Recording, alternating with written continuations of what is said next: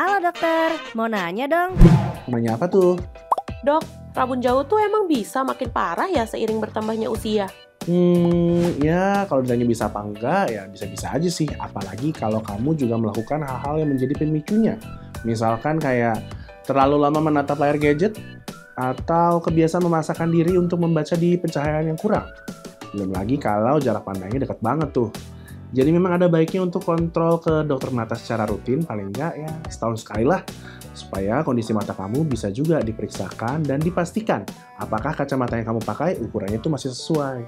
Nah, kamu bisa mewaspadai kemungkinan mata minus naik atau kalau kacamata yang kamu pakai ukurannya nggak sesuai lagi sama kondisi mata kamu lewat tanda-tanda seperti sakit kepala, kemudian mata mudah lelah, sering mengedipkan mata dan matanya berair, terus sering memicingkan mata saat melihat benda-benda jauh, sering mengucek mata, terlihat nggak sadar akan keberadaan objek yang jauh. Saya dengar-dengar rabun jauh ada resiko komplikasinya ya dok? Oke, kalau bicara soal komplikasi, ya untuk komplikasi yang ringan palingan kayak mata mudah lelah sama sakit kepala ya yang paling sering. Tapi dalam keadaan yang cukup berat bisa juga tuh terjadi peningkatan resiko katarak, glaukoma, bahkan ablasi retina atau kondisi terlepasnya retina dari bagian belakang mata. Nah, resiko ini lebih sering ditemui pada orang dengan minus mata yang terlampau tinggi. Terlebih kalau memang ada riwayat penyakit pada mata, ada riwayat ablasi retina dalam keluarga, atau pernah mengalami cedera parah pada mata. Nah, kondisi ini tergolong darurat ya, jadi harus segera ditangani oleh dokter karena ada risiko kebutaan permanen. Gejalanya itu mulai dari munculnya kilatan-kilatan cahaya pada salah satu atau kedua mata, kemudian munculnya bayangan seperti tirai pada penglihatan, mata yang berkunang-kunang, melihat bintik-bintik, atau benda-benda yang mengambang. Nah, kalau kamu udah mulai mengalami gejala-gejala seperti ini, ada baiknya untuk diperiksakan ke dokter. Rabun jauh bisa disembuhkan nggak sih dok? Oke, basicnya dan langkah yang paling sederhana untuk menangani rabun jauh adalah menggunakan kacamata atau lensa kontak. Tapi kalau hal itu dirasa nggak nyaman dan mau benar-benar menghilangkan minusnya, kamu bisa coba cara lain. Mungkin dengan cara operasi, misalnya menggunakan sinar laser, misalnya LASIK, atau laser in situ keratomyelitis. Mungkin kamu udah sering dengar juga ya. Jadi kan, rabun jauh bisa terjadi karena mata itu tidak bisa memfokuskan cahaya pada tempat yang semestinya, yaitu retina mata. Nah, dengan LASIK, sinar lasernya bakalan mengikis bentuk kornea mata supaya cahayanya itu bisa melewati kornea dan ditangkap sempurna oleh retina.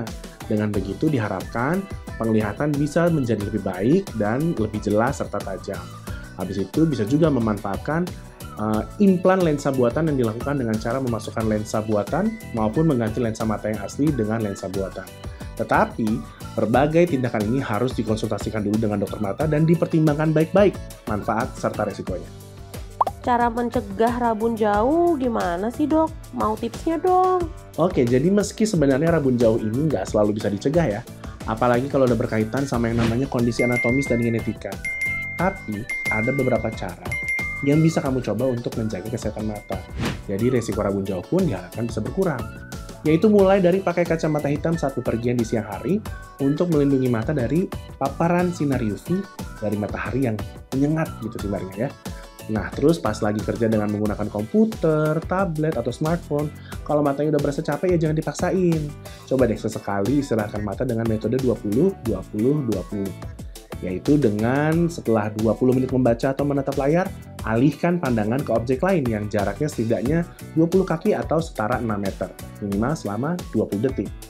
Kemudian konsumsi makanan sehat bergizi seimbang, yang nggak cuma kaya akan vitamin, tapi juga antioksidan supaya baik untuk kesehatan mata.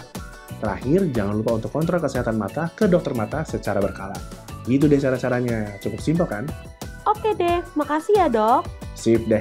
Kalau masih ada pertanyaan, cek dokter aja langsung di aplikasi Halo Dokter.